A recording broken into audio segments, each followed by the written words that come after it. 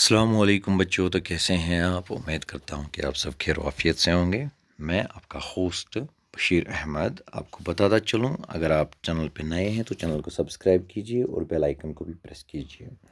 तो आज का जो हमारा लेक्चर है वो ट्रायंगल्स का 7th लेक्चर। ट्रायंगल्स का हमारा 7th लेक्चर रहेगा। आपको बताता चलूँ, इस लेक्चर में हम पढ़ रहे हैं कुछ क्वेश्चंस किए थे हमने 7.2 में से, या 6.2 आप ट्रायंगल्स को ले लीजिए। तो आज हमें स्टार्ट करना है क्वेश्चन नंबर 5 से। क्वेश्चन नंबर 5 करने से पहले आपको बताता चलूँ, before going to question number 5 आपको बताता चलूँ, अगर आप चैनल पे नए हैं तो चैनल को आप सब्सक्राइब कीजिए और बेल आइकन को भी प्रेस कीजिए, ठीक है बेटा। तो अगर आपको कोई भी दिक्कत है तो आप कमेंट करके बता सकते हैं।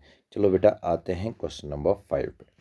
तो क्वेश्चन नंबर 5 हमें बताता है कि ABC and DBC are two isosceles triangles on the same base BC। तो यहाँ पे हमारे पास दो आइसोसेलेस ट्रायंगल्स हैं, दैट इज ABC और BDC। ये सेम बेस जो है दैट इज BC। तो इसमें जो है एंगल ABD तो देख लीजिए ABD ये वाला एंगल जो है ये हमें किसके बराबर है? ACD के। तो अब हमें प्रूव करना है कि सॉरी बेटा, तो यहाँ पे हमें प्रूव करना है कि एंगल ABD जो है ये एंगल ACD के बराबर है। तो यहाँ पे हम आइसोसेलेस ट्रायंगल हमारे पास ABC है, इसमें हमें AB जो है AC के बराबर है। इसका मतलब एंगल ABC जो है ये हमें एंगल ACB के बराबर होगा। क्यों? क्योंकि ABC these are the angles opposite to equal side. जब हमारे पास अगर ट्रायंगल है, इसमें कोई भी इक्वल साइड्स हैं, इनके अपोजिट जो एंगल्स भी होंगे वो भी इक्वल ही होते हैं। तो इसके बाद है हमारे पास एक और, इसको हम फर्स्ट रखते हैं। अब उसके बाद हमारे पास सेकंड वाली को आइसोसेलेस ट्रायंगल आती है, दैट इज BDC ये वाली। इसमें हमें BD जो है वो DC के बराबर है, because they are isosceles triangles. ये दोनों आइसोसेलेस हैं, तो इसमें AB AC के बराबर था, ये भी आइसोसेलेस है, तो BD हमें DC के बराबर है। तो इसका मतलब इसके अपोजिट में जो भी एंगल आएंगे, इसका मतलब BCD जो है ये वाला angle that equal to CBD या DBC ये वाला angle, because these are the angles opposite to equal side. इसका मतलब एंगल DBC जो है दैट गिव्स अस किसके बराबर है बेटा? DCB के बराबर। तो ये हमारे पास सेकंड वाला पार्ट आता है। तो आप पहले और सेकंड को ऐड कीजिए, तो यहाँ पे आता है ABC प्लस DBC, तो that is ABC plus DBC ये वाला एंगल, तो ये वाला पूरा वाला बड़ा वाला एंगल आ जाता है। सो एंगल कौन सा है? That is ABD angle. तो ये हमें ABD के बराबर आएगा। अब यहाँ पे आ रहा है जिसमें ACB और DCB है, आप देख लीजिए यहाँ पे हैं ACB और DCB ये वाले एंगल, ठीक है बेटा। तो यहाँ पे आएगा ये एंगल ACB के बराबर, ACD के बराबर। तो ये वाला एंगल जो है, इसका मतलब हमें ABD जो है ये हमें किसके बराबर निकला? ABD हमें ACD के बराबर निकला। तो यही तो हमें प्रूव ही करना था, ठीक है बेटा। तो उम्मीद करता हूँ कि इतना तो आपको समझ आया ही होगा। तो अब आते हैं क्वेश्चन नंबर 6 में। क्वेश्चन नंबर 6 है ABC is an isosceles triangle. तो यहाँ पे हमारे पास है ABC ये वाली ट्रायंगल जो है ये आइसोसेलेस ट्रायंगल है। इसमें हमारे पास AB जो है ये AC के बराबर है। तो उसके बाद साइड BA इज प्रोड्यूस, तो BA जो साइड ये प्रोड्यूस किया गया D तक। तो अब हमें क्या प्रूव करना है? साइड दैट AD जो हमारे पास है ये AB के बराबर होगा। अब हमें एंगल शो करना है, angle BCD that is right angle. BCD ये वाला एंगल जो है ये राइट एंगल है। तो यहाँ पे AC हमारा किसके बराबर है बेटा? AB के बराबर। तो इसका मतलब है कि एंगल ACB जो है that equal to ABC, because these are the angles opposite equal side. तो ये हमारे पास पहला रहेगा। और उसके बाद हमें दिया गया है कि AB जो है ये AD के बराबर है। सो इसका मतलब AD जो है ये किसके बराबर है? AC के बराबर है। So we can say that angle ACD ये वाला एंगल, क्योंकि ये AD के अपोजिट में है, वो हमें किसके बराबर होगा? ADC के ये वाले एंगल के बराबर, क्योंकि ये AC के अपोजिट में है। तो इसका मतलब ये है angle opposite to equal sides of a triangle. तो ये हमारे पास सेकंड आ जाएगा। तो अब हमारे पास फर्स्ट एंड सेकंड देख लीजिए, इनको हम ऐड करते हैं। तो ए C B plus A C D, A C B plus A C D, तो यहाँ पे आता है बेटा ये बी सी डी के बराबर। ठीक है बेटा, तो यहाँ पे हमें आएगा बी सी डी के बराबर। तो अब हमारे पास है ए बी सी और A D C, A B C और ए डी सी। तो यहाँ पे एंगल ए बी सी और एंगल ए डी सी के एज इट इज़ हम इसको रखते हैं। तो ये हमारे पास थर्ड है। कौन सी वाली ट्रेंगल, ये थर्ड इक्वेशन रखी। अब हम ट्रेंगल बी सी डी लेते हैं, बी सी डी।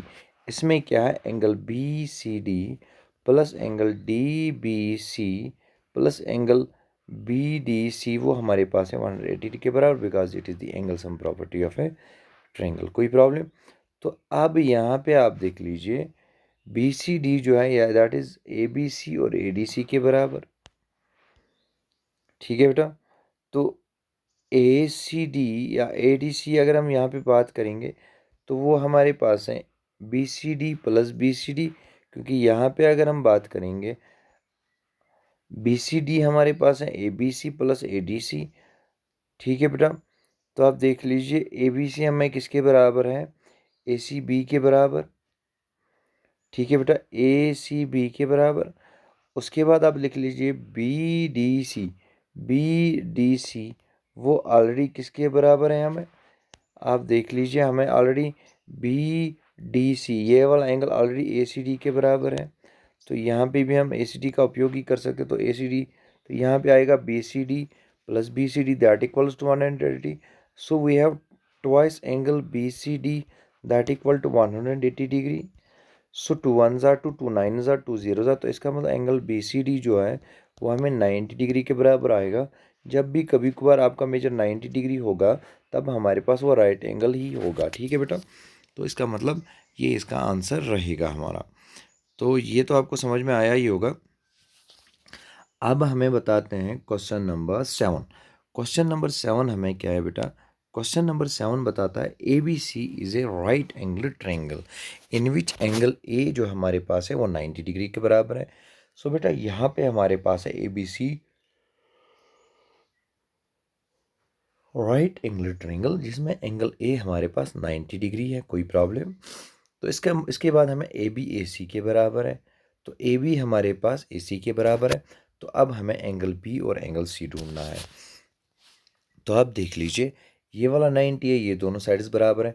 तो इसका मतलब ए बी जो है ये हमें ए सी के बराबर है।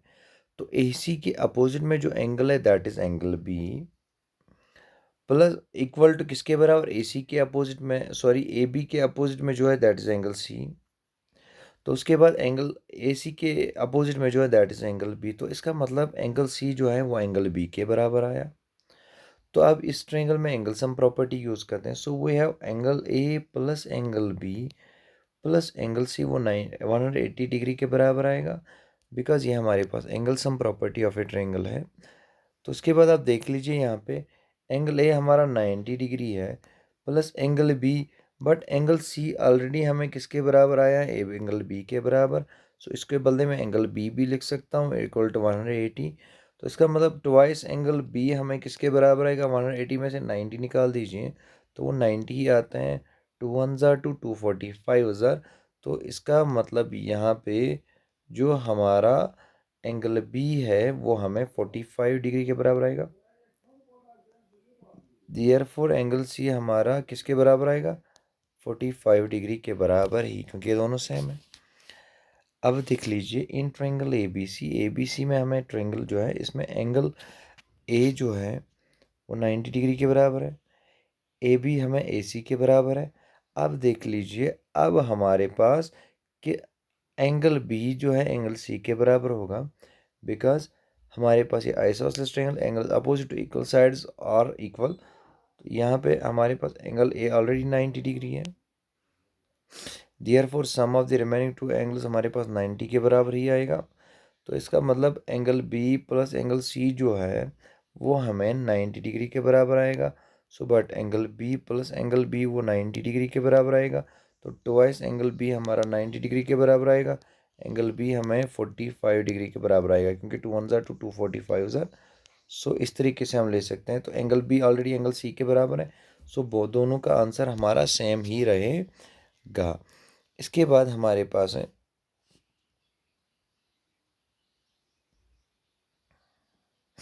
Show that the angles of an equilateral triangle are 60 each. तो इसका मतलब हमारे पास अगर इक्विलेटरल ट्रायंगल है तो इसमें हर एक एंगल जो है वो 60 डिग्री है।